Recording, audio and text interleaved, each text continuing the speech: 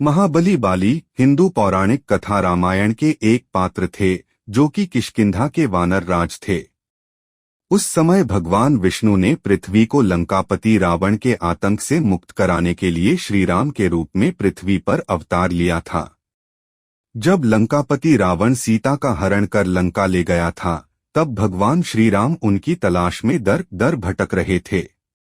तभी उनकी मुलाकात पवन पुत्र हनुमान जी से हुई। हनुमान जी ने भगवान श्रीराम की सुग्रीव से मित्रता करवाई, जो कि महाबली बाली के छोटे भाई थे।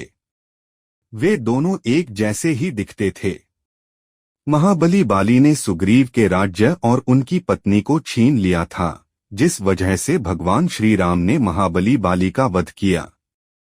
बाली किष्किंधा के राजा और वानराश्रेष्ठ महाराज रीक्ष के पुत्र थे, किंतु ऐसा कहा जाता है कि महाबली बाली देवताओं के राजा इंद्र के पुत्र थे। बाली और सुग्रीव के जन्म की बहुत ही दिलचस्प कहानी है। एक सुमेरु नाम का पर्वत था जो कि ब्रह्मा जी का कोट था, और यह 100 योजन तक के विस्तृत एरिया में फैला हुआ था।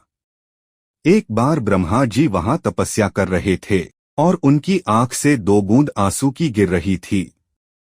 ब्रह्मा जी अपनी तपस्या में लीन थे। ब्रह्मा जी ने उसे अपने हाथ में लिया और पोंछ दिया। उसी समय एक बूंद धरती पर गिरी, जिससे एक वानर का जन्म हुआ। तब उन्होंने वानर से कहा, तुम इस पहाड़ की चोटी पर रहोगे। कुछ समय बाद यह तुम्हारे लिए अच्छा होगा। वह वहां रहने लगा और रोज ब्रह्मा जी को पुष्प अर्पित करता रहा। बहुत दिन बीत गए। फिर एक दिन रीक्षराज वहां से गुजरे। उन्हें बहुत तेज प्यास लगी थी। वे तालाब में झुककर पानी पीने लगे। तभी उन्हें वहां एक परछाई दिखाई दी। उन्हें लगा उनका कोई दुश्मन है जो उन्हें मारने वाला है। वे तालाब में कूद गए, लेकिन जब वे बाहर निकले तब वे एक खूबसूरत युवती के रूप में बदल गए। उसी वक्त इंद्र और सूर्यदेव वहां से गुजर रहे थे। तब उनकी नजर उस सुंदर युवती पर पड़ी। दोनों उस पर मोहित हो गए। उस समय इंद्र की मणि उस युवती के सिर पर जा गिरी, जिससे एक वानर का जन्म हुआ।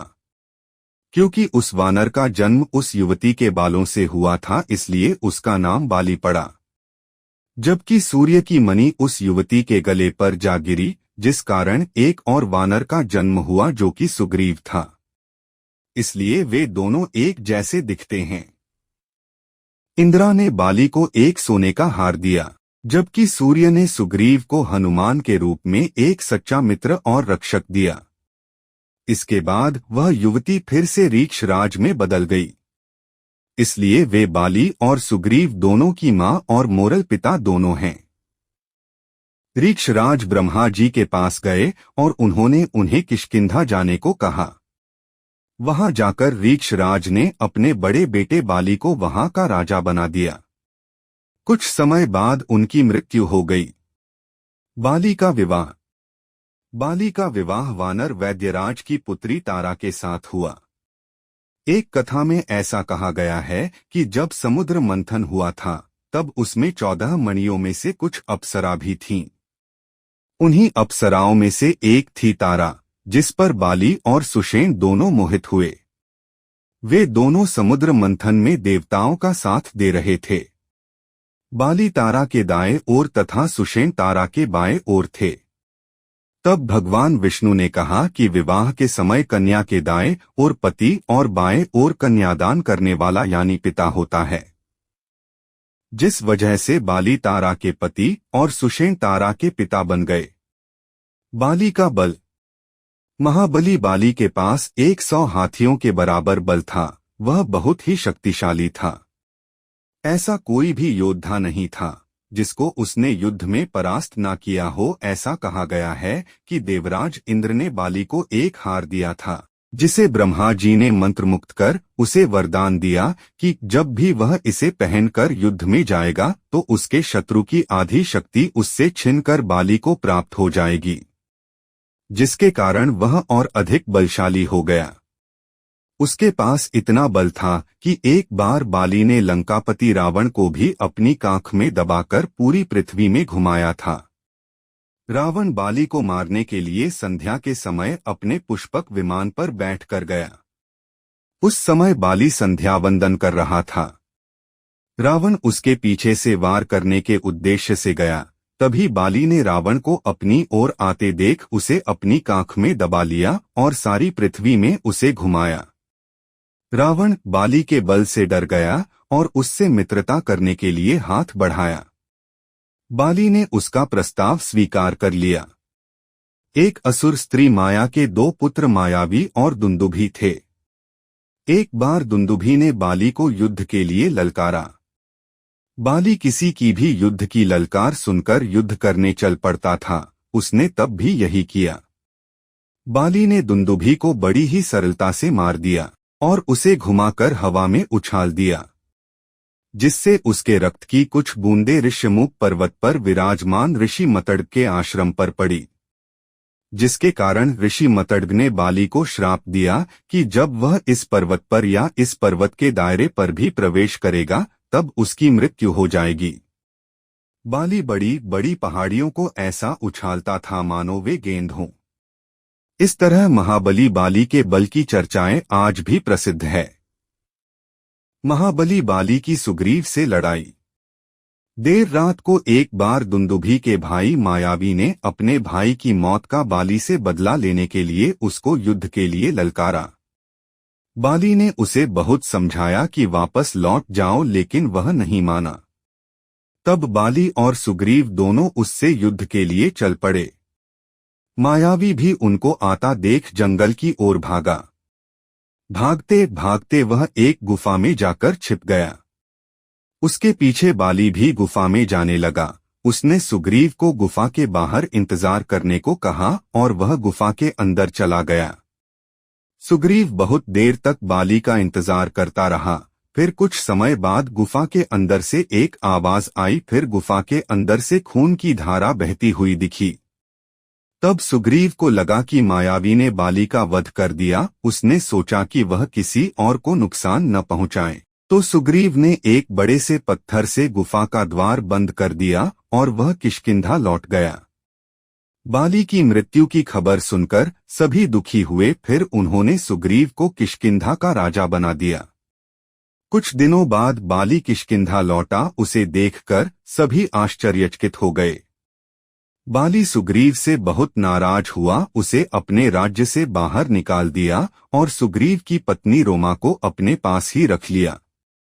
बाली सुग्रीव को मार देना चाहता था, इसलिए उसने सुग्रीव का पीछा किया, किंतु सुग्रीव बाली के डर से ऋष्यमुख पर्वत में जाकर रहने लगा, जहां बाली का जाना वर्जित था, क्योंकि वहां उसकी मृत्यु हो जाती। इस तरह बाली और उसके भाई सुग्रीव के बीच शत्रुता हो गई। राम और सुग्रीव की मित्रता। लंकापति रावण ने सीता का हरण कर लिया था। तब श्री राम अपने भाई लक्ष्मण के साथ वन में सीता की तलाश कर रहे थे। तब उनकी मुलाकात पवन पुत्र हनुमान जी से हुई। हनुमान जी श्री राम के बहुत बड़े भक्त थे। वे श्री राम को सुग्रीव के पास ले गए और उनसे मित्रता करवाई। तब सुग्रीव ने अपने भाई बाली द्वारा किए गए अन्याय के बारे में श्री राम को बताया। श्री राम उनकी बात सुनकर बाली का वध करने के लिए तैयार हो गए, किंतु सुग्रीव को उन पर संदेह था कि वे बाली को मार पाएंगे या नहीं। तब सुग्रीव ने श्री राम को बाली के बल के बारे में बताया। तब श्री राम ने कहा कि मैं आपको कैसे खुश कर सकता हूँ। सुग्रीव श्री राम को उन 7 पेड़ों के पास ले गया जिसे बाली ने एक बार में ही गिराया था। सुग्रीव ने श्री राम से कहा, जो इन 7 पेड़ों को एक ही बाण से भेद सकता है वही बाली का वध कर सकता है। श्री राम ने सुग्रीव के दावे को स्वीकार किया और एक ही बाण से उन 7 पेड़ों को गिरा दिया, जिससे सुग्रीव को पूर्णतया विश्वास हो गया कि श्री राम बाली को अवश्य मार सकते हैं। सुग्रीव ने भी माता सीता को खोजने के लिए अपने और अपनी सेना के साथ श्री राम का साथ देने का वादा किया। इस तरह श्री राम और सुग्रीव के बीच मित्रता हुई। बाली का वध। श्री राम ने सुग्रीव को बाली से युद्ध करने के लिए चुनौती देने को कहा। सुग्रीव किष्किंधा जाकर बाली को युद्ध के लिए ललकारता है।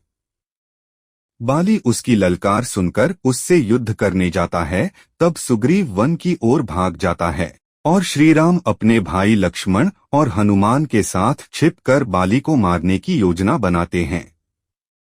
किंतु बाली और सुग्रीव के एक जैसे दिखने के कारण श्रीराम बाली को पहचान नहीं पाते और बाण नहीं चलाते हैं, जिससे युद्ध में सुग्रीव को काफी चोट लगती है और वह किसी तरह बाली से बचकर भाग जाता है। फिर सुग्रीव श्रीराम से कहता है कि आपने ऐसा क्यों किया, बाली को मारा क्यों नहीं। तब श्रीराम कहने लगे, आप दोनों भाई एक जैसे दिखते हैं, मैं युद्ध में बाली को पहचान न सका, इस कारण उस पर बाण नहीं चलाया। फिर श्रीराम ने सुग्रीव को एक फूलों की माला पहनाई और उन्हें फिर से बाली को युद्ध के लिए ललकारने को कहा। सुग्रीव फिर से बाली को युद्ध के लिए ललकारने लगा। तब बाली ने कहा, तुम कायर हो, आज तो मैं तुम्हारा वध करके ही रहूंगा। ऐसा कहकर दोनों के बीच युद्ध शुरू हो जाता है। श्रीराम भी अब बाली को अच्छी तरह पहचान सकते थे। तब उन्होंने छिपकर बाली के ऊपर बाण चला दिया, जिससे वह धरती पर गिर गया और वे सभी उसे देखने चल दिए।